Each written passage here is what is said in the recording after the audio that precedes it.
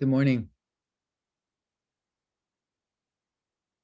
Welcome to the Insight Meditation Center. I am Fu Schrader, a guest teacher of your teacher, Gil Fronsdal, and my good friend. He and I and Paul Haller, another Zen Center teacher, have been incredibly enjoying a 3-week intensive called the Harmony of Zen and Vipassana. And this is our last day. So it's nice to have you all here. And we'll start with some meditation, and then I'll give a short talk. So I'm wondering how many of you remember a few years back a story about 12 wild boars. It was the name of a team of soccer players and their young coach who were rescued from a dark, water-filled cave in Thailand.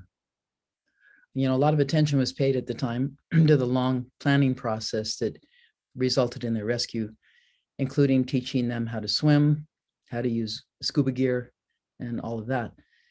The part that was deeply engaging for the world press was the technique and the danger and the fear.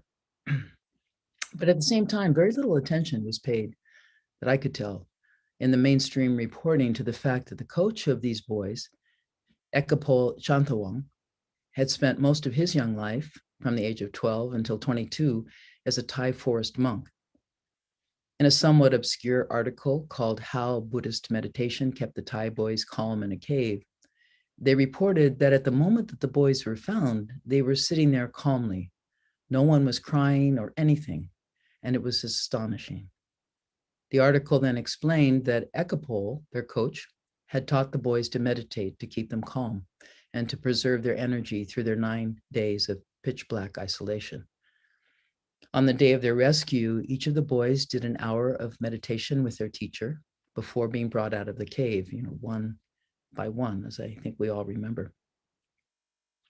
The article included a cartoon that had been circulated in Thailand showing Ekapol with a lap full of tiny wild boars sitting peacefully in upright meditation, just like the Buddha that he had been taught to be.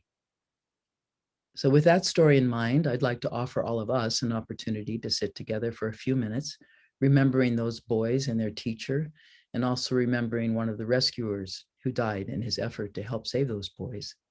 He too, Samman Guna, is honored and embraced within this warmly human story. I think we all know that marketing a product such as meditation is such a challenge for us, as it was for the Buddha, with so little to show for itself. We Buddhists not only just sit together a lot, we also talk about just sitting together a lot. And we talk in order to encourage others to give it a try. As it says on this clever bumper sticker that I've seen in recent years, don't just do something, sit there. So only by that something that we call nothing can we discover for ourselves how an hour of silent sitting, even in the darkest of times and the darkest of places, might literally save our lives. Or even if our lives are not, in the end, to be saved, the quality of the time we have left might be brighter, sweeter, and more dear. So please, in the time we have left, find a comfortable, upright, sitting posture for yourself. Lengthen your spine all the way up from the base. Drop your shoulder blades back and down, allowing the chest to open more fully. Align your ears with your shoulders and your nose with your navel. Take a deep breath. Inhale and exhale again and again, as you have your entire life. Now rock your body right and left. It should feel very good. Something I really enjoy each morning is this small detail of kind of stretching the ligaments around the spine and the neck.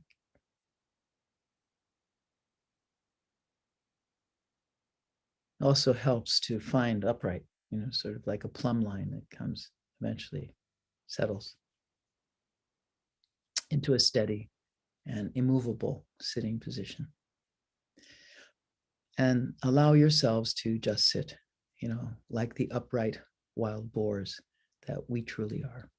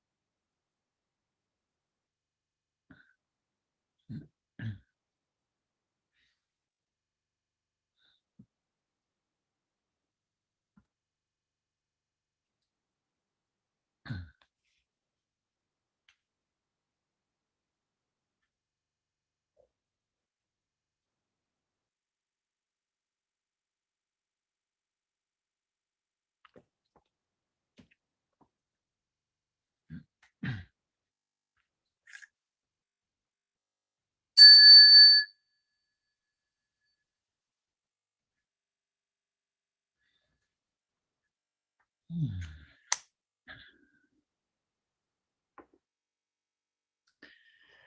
So good morning again. For those of you who have just joined, my name is Fu Schrader. I am the abbess at Green Gulch Farm Zen Center in Marin County, California. You're all welcome to visit if you can. And as many of you know, I have been a guest of Gil Fronsdale, your teacher, during this 3-week intensive meditation intensive that Gil, myself, and another good friend, Paul Haller, have been offering, called The Harmony of Zen and Vipassana. So I can safely say that this has been a wonderful way to share the Dharma with old friends who, for a long time now, have been intent on following the path, the Buddha path together, with all of you. So this is the last day of our intensive. We close tomorrow with a talk that Gil and I are going to share on the Zen Center website, and you're very welcome to join us. Having spent these last 4 days of the intensive talking about right conduct, Shila, and about the Bodhisattva vow and the 16 Bodhisattva precepts, this morning I want to share with you a story of an actual Bodhisattva, the story that brought me closer into practice and by and by the decision to stay. So when I first came to Zen Center many decades ago now, I was told there would be a full moon ceremony on the roof of the Beginner's Mind Temple in San Francisco, where I had been going to practice meditation for about a year. I thought the ceremony was pretty strange, and it was also very rigorous. There are about 29 full bows, full prostrations that take place from the beginning of the ceremony till the end, and a lot of chanting. And as it turned out, the full moon ceremony is one of the oldest of rituals that has been continuously practiced since the time of the Buddha. The monks who practiced off in solitary meditation, when the moon was full, they could come together. That was like their clock. So they could join together in a clearing and offer their confessions and repentance and promise to do better. So the monks and the nuns and the laity actually would gather 4 times in the old days at each of the phases of the moon. But the full moon was the one that was most common, and we've recently done that as well, and it continues to this day, in order for us also to reflect on our practice and to recommit ourselves to the holy life, and in particular to the 16 Bodhisattva precepts, the 3 refuges, the 3 pure precepts, and the 10 grave or clear mind precepts. So back to years ago, that particular evening, up on the roof of the Zen Center, the person who was leading the ritual began by telling us a story from a collection called the Jataka Tales, in which the Buddha's former lives in both human and animal form are recounted. These stories are particularly popular with children in that humans and animals in the stories are virtuous and brave, and their leader often gives their own life to save the lives of others, just as Salman Guna had done in Thailand about 5 years ago. That leader in a future life turns out to be none other than Shakyamuni Buddha. So often the Jataka tales include an extensive cast of characters who get into all kinds of trouble, whereupon the Bodhisattva intervenes to resolve all the problems and bring about a happy ending. This is the kind of stories I think we all like best. So here's the one that altered the course of my own life.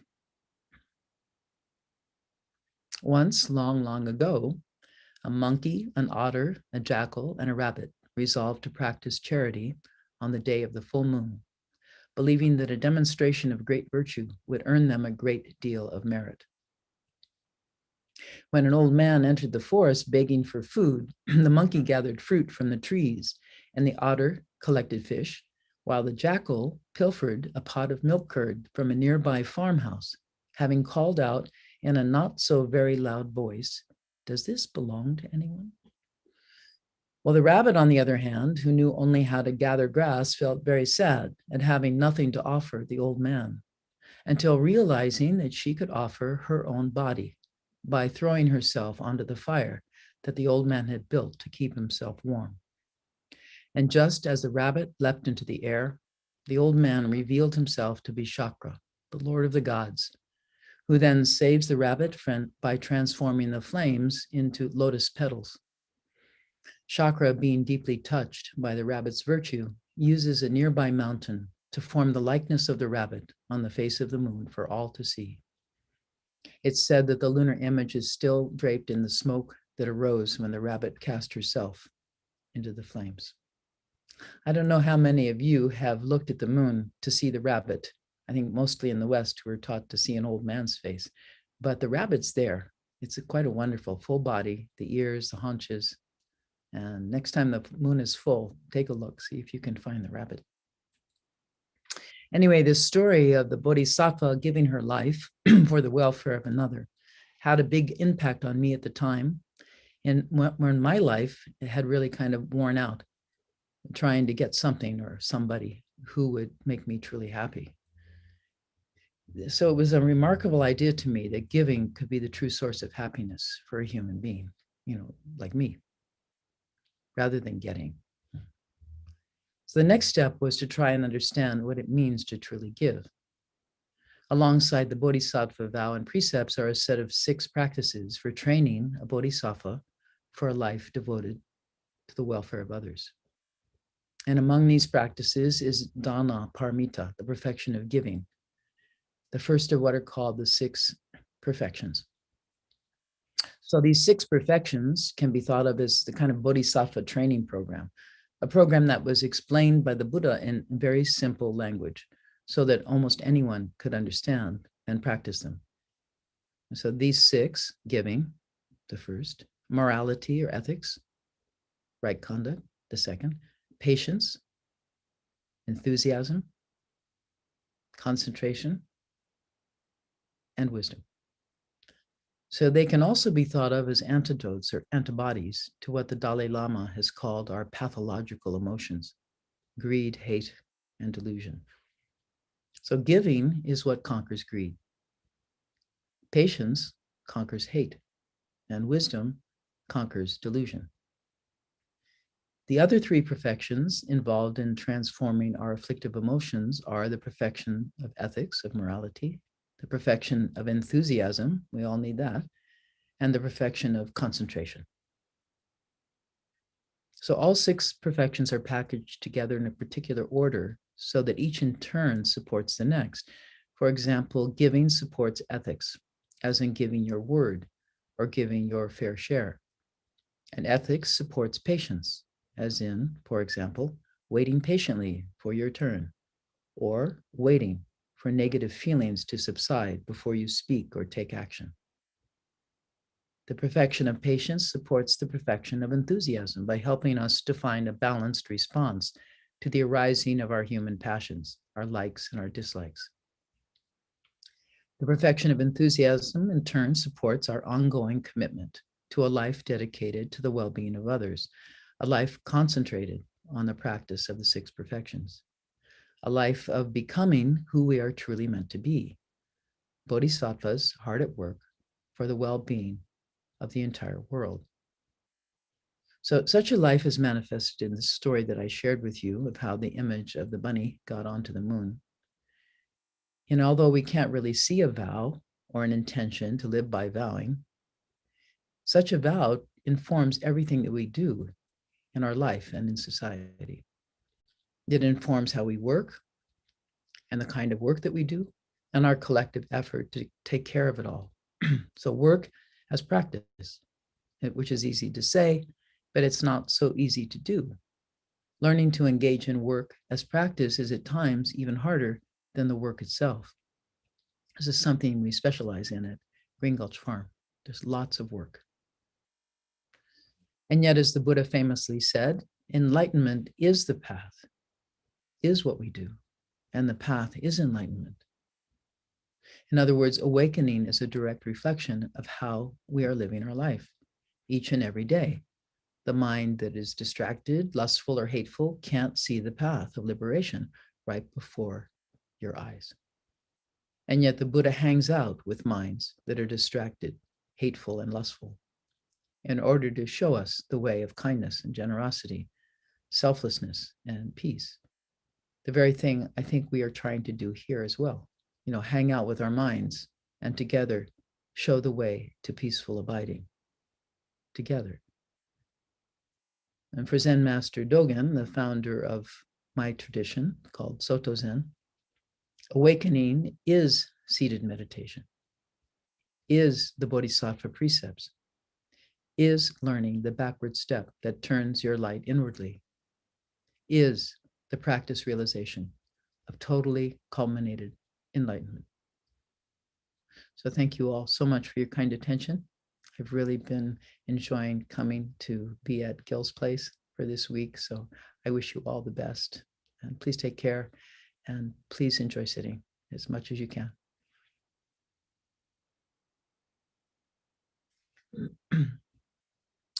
Kevin, if there are any questions, I'd be happy to respond. Sure. We actually have one from Eric from YouTube. He was wondering about the differences between Vipassana and Zen. Such a great question. As we've been talking about for 3 weeks, it's so wonderful. We share the root. We're all disciples of the Buddha. Whatever happened under that tree, the morning he woke up, and he didn't really tell us too much other than something like, I and all beings are enlightened at the same time. There was a non-dual realization between what he saw, the star, and himself. It wasn't separate. It wasn't outside of himself, and neither was anything else. So that's the foundation for Buddhism. Buddhism means awake, for being awake. So, awakeism and Zen and Vipassana are both devoted to awakening, to what the Buddha saw and how he behaved. So that's the other side. I think one of the things I've enjoyed looking at between Zen and Vipassana is Vipassana, clearly, it's, as Gil was saying, it's retreat practice. He teaches people who are on retreat. So you can get really concentrated when you're not doing anything else in the day. We have sesshin, which are very similar. I think those two experiences for all of us are pretty close because, human beings are the same. So sitting for a week, paying attention to your mind is common ground. Maybe what's a little different, and not different because of any reason other than it's not the kind of teaching that Gil or many Vipassana retreats don't actually, take you outside and do some work together. So Zen is really focused on work practice. A day of no work is a day of no food, what they said in China. The monks couldn't just spend the day meditating. They needed to feed themselves. It was a really different cultural climate. So by the time Buddhism got to China, it became very much ingrained in the activities of daily life. And I think we spend a good deal of our teaching time talking about how to work in a meditative, with the influence of your meditation without falling into a kind of enchantment so that you can't actually cut the carrots. Some people sometimes think that cutting carrots in a meditative way is like really slow. We'd never get lunch out if that was so. So we really oftentimes will put somebody who's more, seasoned cook on the opposite side of the table from a new student who's going like this, and then the person over there is going like that. So we're trying to demonstrate that speed is not the issue. It's focus, concentration. Like Simone Biles doing her routine, she's concentrated and she's moving. So I think that combination of movement and meditation is what these two traditions emphasize. There's probably a lot more than that, but that's what comes to mind. Oh, thank you. Yeah. We've got a question for you. Since you started practice, did you ever leave the practice? What precipitated leaving and what brought you back? Oh, that's a good. Well, I left because I adopted a baby. I didn't leave the practice. I mean, babysitting, right? I needed practice more than ever. Having a little infant who was very tiny and kind of, she wasn't well. She had some issues at birth. She's cerebral palsy, and she's has other issues that I don't need to go into. But anyway, she's fantastic. She's going to be 28 next week and will be home. She lives in LA. She's great, great human being. So for a couple of years, I was home feeding the baby, doing things that you do when you have a young child. And I don't think I stopped practicing. I just wasn't going to the Zendo for that time. I was, work practice. And then what brought me back into the Zendo, I still lived in the community. I've been a resident there for 40 years, so gratefully so. So I was able to go back and take another leadership position when my daughter was old enough to sleep through the night. So anyway, yeah, I don't really think I've taken a break. I don't think there are breaks, actually. Once you start to practice, and it's what Gil has taught, and I think is really brilliant.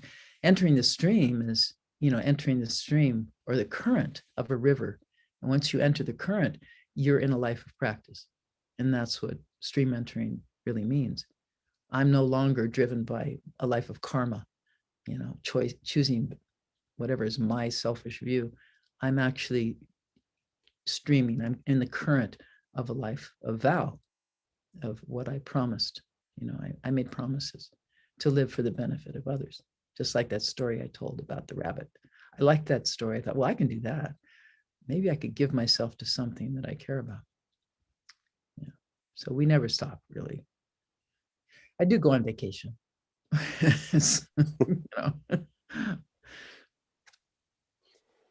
And one final question. The link for the Saturday talks, do you know where people might be able to find that? Oh, yeah. Zen Center website. There's lots of stuff on there, and it tells you just what to do, what buttons to push. Okay, that's the San Francisco Zen Center. San Francisco Zen Center. Yeah. Yeah, lots of programs there too. If you're interested in some of the things, we're doing a lot of interesting things these days, particularly around BIPOC community and inviting teachers of color and talking about the issues of our day, which we have to do, of course. Great. Yeah, that's for everyone else here. That is, if you go to the San Francisco Zen Center website, it's under the calendar. And then if you look under Saturday, May 8th, so that's going to start at 10 a.m. if I'm not mistaken. Yeah. Right. Yeah. Mm-hmm. Yeah. Great. Okay. Well, okay. Thank you very much. Thank you all. Please take care. It's been just wonderful to know you're out there, even though I can't see you, and the YouTube people. Anyway, many blessings.